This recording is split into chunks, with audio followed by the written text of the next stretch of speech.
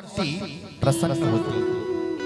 त्रिपुंड यानी मतलब पुंड्र कहते हैं उंगलियों को, तो इन 3 उंगलियों से त्रिपुंड लगाएं।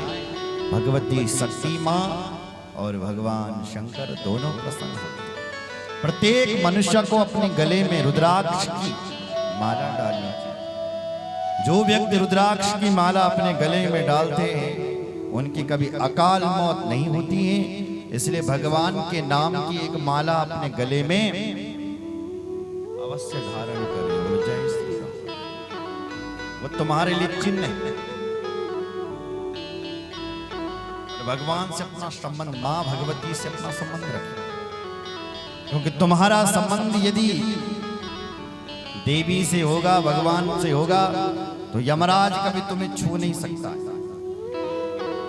और यदि तुम्हारा भगवान से संबंध नहीं हुआ,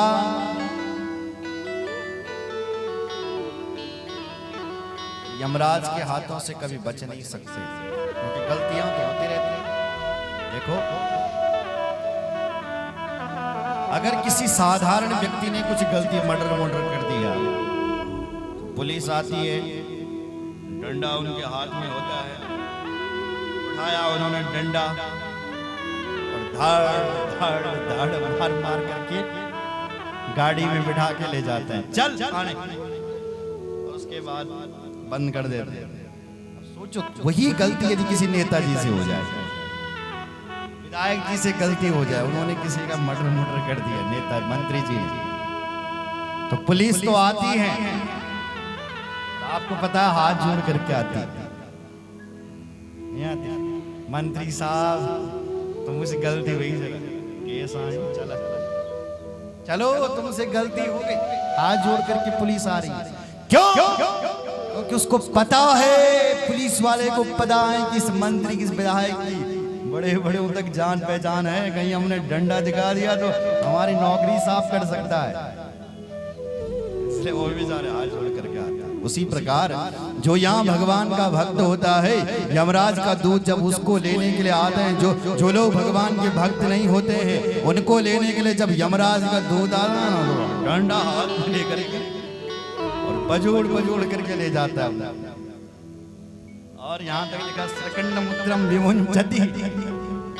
यमराज के दूत तो ऐसी पिटाई करते हैं जिसने दान पुण्य और कदा नहीं सुनी है, जिसने केवल विरोध किया है सनातन धर्म का, ऐसा मार दें उसको, ऐसा मलमूत्र त्याग देते हैं कुछ लोग। लेकिन जिनका संबंध राम से होता है, कृष्ण से होता है, भोले बाबा से होता है, माँ भगवती से होता है, उसको लेने के लिए यमराज के दूत आते तो हैं, हाथ जोड़ करके आते हैं। क्यों? उनको पता है इसका संबंध बाबा से, शिवजी से। बाबा किसी प्रधानमंत्री, किसी राष्ट्रपति से कम नहीं है, राष्ट्रपति शासन है भगवान के पास, स्वतंत्र कुछ भी कर सकते हैं। बोलो जय श्री राम। राष्ट्रपति शासन मतलब आपने यदि किसी का मर्डर कर दिया तो कानून आपको फांसी की सजा देगा, लेकिन आपका संबंध यदि राष्ट्रपति आपका दादा है, फांसी के फंदे से तुम बच सकते हो। क्यों? स्वतंत्र आदेश है तुम्हें बचाने का। तो भगवान कोई राष्ट्रपति से कम नहीं है। उस भगवान से अपना संबंध जोड़िए मेरी माँ। तीन प्रकार है, कई प्रकार से हमारी रक्षा कर सकता है। बोलो जय श्री राम। जोर से बोलो, और जोर से। हाँ, बात बात हंसते रहो, मुस्कुराते रहो, प्रसन्न रहो, खुश रहो, हर परिस्थिति में प्रसन्न रहो बस। बोलो जय श्री राम। माँ भगवती, भोलेनाथ जैसा चाहेंगे ऐसा ही होगा। बोलो शंकर भगवान की। नाम रटते चलो काम करते चलो, ओ नाम रटते चलो काम करते चलो, नाम रटते चलो काम करते चलो, नाम रटते चलो काम करते चलो, नाम रटते चलो काम करते चलो, नाम रटते चलो काम करते चलो। शिव शिव गाते चलो, शिव शिव गाते चलो, शिव शिव गाते चलो, शिव शिव गाते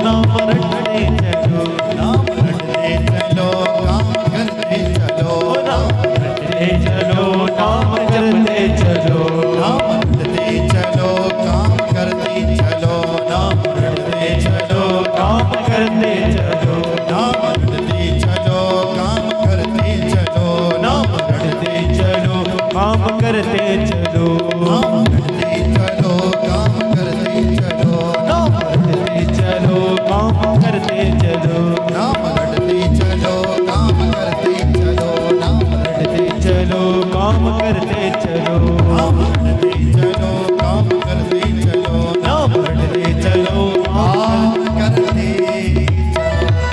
शंकर भगवान की जय, रामचंद्र भगवान की जय हर हर महादेव। श्री वेद व्यास जी कहते हैं, हे राजन, इस प्रकार से मां भगवती की कथा है। आगे ही ऋषियों, एक बार ब्रह्मा जी ने और ब्रह्मा जी के पुत्र ने मां भगवती का कठोर तप किया। मां ने अंबर आकाश में होकर के दर्शन दिया। ब्रह्मा जी से कहा कि हे ब्रह्मा, तुम वरदान मांगो, क्या चाहिए तुम्हें? तो ब्रह्मा जी कहते हैं, हे मां, आप हमारी बेटी बन जाओ। तो मां ने कहा, मैं नहीं बनूंगा। तो ब्रह्मा के पुत्र ने कहा, आप हमारी बेटी बन जाओ। तो मां ने कहा, तथास्तु, मैं तुम्हारी बेटी जरूर बनूंगी, पर मेरी एक तुमसे विनती क्या है? यदि तुमने मेरा कभी अपराध कर दिया अपनी बेटी का, तो मैं इस शरीर को छोड़ दूं। ब्रह्मा के पुत्र ने कहा, हे मां, हम आपका अपमान कभी नहीं करेंगे। समय बीता, मां का प्राकट्य ब्रह्मा जी के घर पे हुआ। ब्रह्मा की पुत्री बन करके, यानी ब्रह्मा की पुत्र की पुत्री बन करके मां भगवती सती का प्रादुर्भाव हो गया। बोले सती माता की जय। भगवान शंकर जी के साथ मां भगवती सती ने नंदा व्रत किया। यह कथा देवी भागवत में भी और शिव पुराण में हम इसको विस्तार सहित कहते हैं। मां भगवती सती ने नंदा व्रत किया, जिसका फलस्वरूप भगवान शिव ने दर्शन दिया और मां के लिए कहा, क्या वरदान मांगो? तो मां भगवती ने कहा कि आप मेरे पति बन जाओ। तो भगवान भोलेनाथ ने कहा कि तथास्तु, ऐसा ही होगा। तुरंत सप्तऋषियों को पता चला, उन्होंने लग्न पत्रिका निकाली। सती जी का विवाह शंकर जी के साथ धूमधाम से करवा दिया। कई वर्षों तक माता सती ने भोले बाबा के साथ विहार किया और एक दिन इसका बाप घमंडी हो गया। मां सती इसके यज्ञ में गई और यज्ञ में क्या हुआ कि उस दक्ष ने मां सती का अपमान कर दिया। अपमान क्या किया? सारे देवी देवताओं का भोग तो रखा, लेकिन देवादि महादेव का कहीं पर कोई नाम नहीं, कोई निशान नहीं। माता सती को भयंकर क्रोध आ गया, क्योंकि एक पतिव्रता स्त्री अपना अपमान सहन सकती है, लेकिन अपने पति का अपमान ललकारना शुरू कर दिया उस दक्ष को। तूने मेरे भगवान शंकर का अपमान किया। अरे शास्त्र तो कहता है, स्वामी की निंदा करने वाले की जीभ काट दो। पर यदि तुम में इतना सामर्थ्य नहीं है, यदि आप ऐसा नहीं कर पाए, तो कर्णों विधान कान में उंगली डालो और चले जाओ। ना तो मैं तुम्हारी जीभ काट पाऊंगी, क्योंकि तुम मेरे पिता हैं और पिता की जीभ नहीं काटी जाती, और ना ही मैं यहाँ से घर जाऊंगा, क्योंकि शिव जी मुझे दाक्षायणी देवी कह करके पुकारे, मुझे दक्ष की पुत्री कह करके कोई पुकारे, ये मुझसे सह नहीं होगा।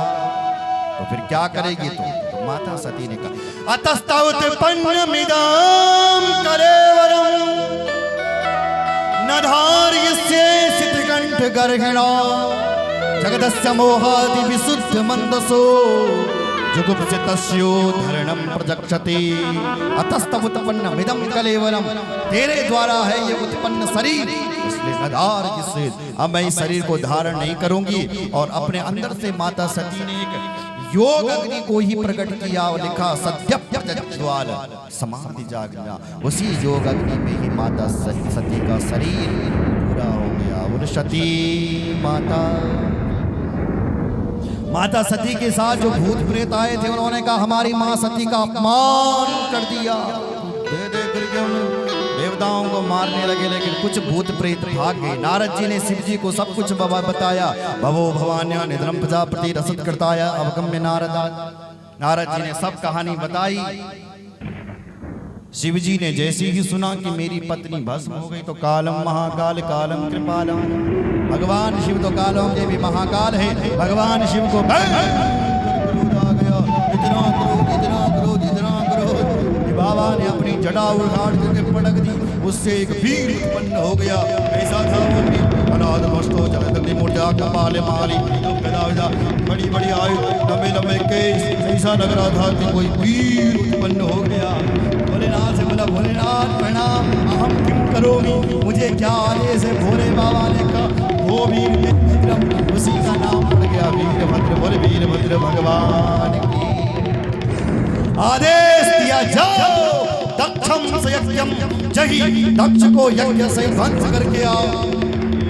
चल पड़ा महाराज। उसके बाद भगवान शंकर ने अपनी एक जटा और पटक दी, उससे भद्रकाली पर महाराज प्रकट हो गई।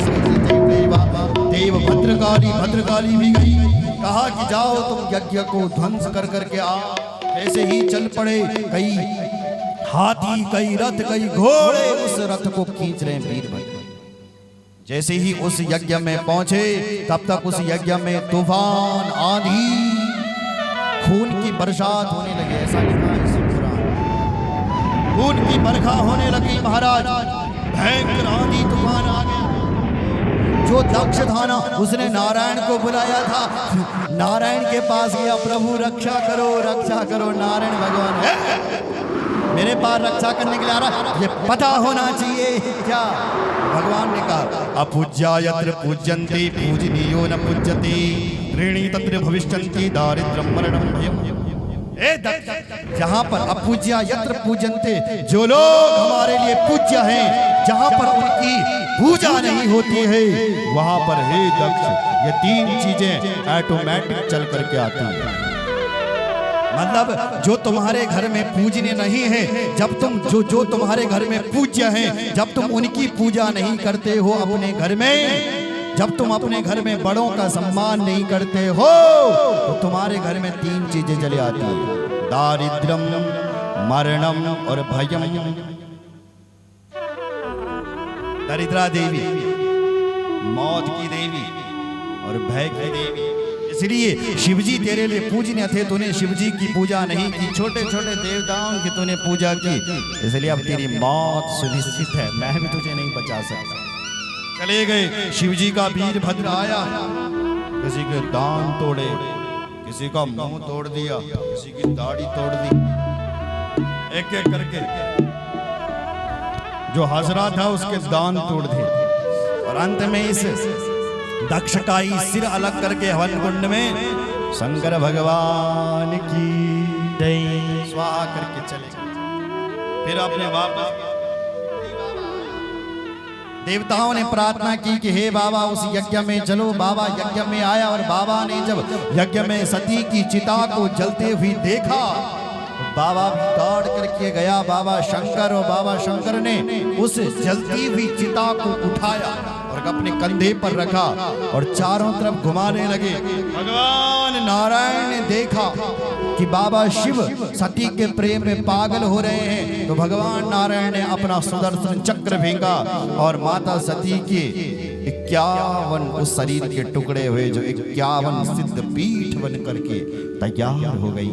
ऐसा देवी भागवत में लिखा है। पहली सिद्ध पीठ तैयार है, वाराणस्याम विशालाक्षी गौरी मुख निवासिनी क्षेत्रे वैनैमिषारण्ये प्रोक्ता शालिंग धारिणी।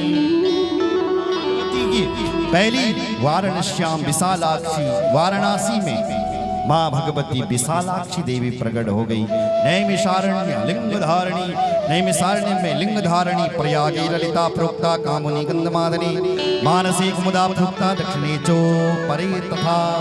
प्रयाग में ललिता देवी, गंधमादन पर्वत पर कामुकी देवी, विश्वकामा भगवती विश्वकाम परपूर्णी, गोमती देवी मंदरे कामचारिणी। केदारखंड में शंका कामरी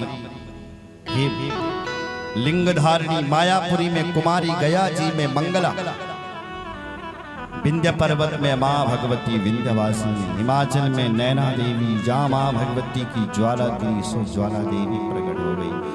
ऐसी माँ भगवती की 51 सिद्ध पीठ और ऐसा 108 सिद्ध पीठों का नाम देवी भागवत में लिखा हुआ है। बोल शंकर भगवान की जय रामचंद्र भगवान की जय। इमान्यष्ट शतानीषु पीठानि जनजे जया तत्संख्याकास्ति क्षान्त्यो दिव्यश्च परिकीर्तिता।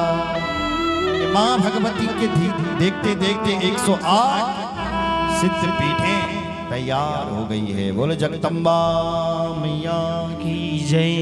और व्यास जी कहते हैं 108 तो है, इससे अतिरिक्त भी न जाने माँ भगवती की कितनी सिद्ध पीठें। और ऋषियों, हे जन्मेजय राजा, मैंने तेरे को देवी भागवत कथा सुना ली।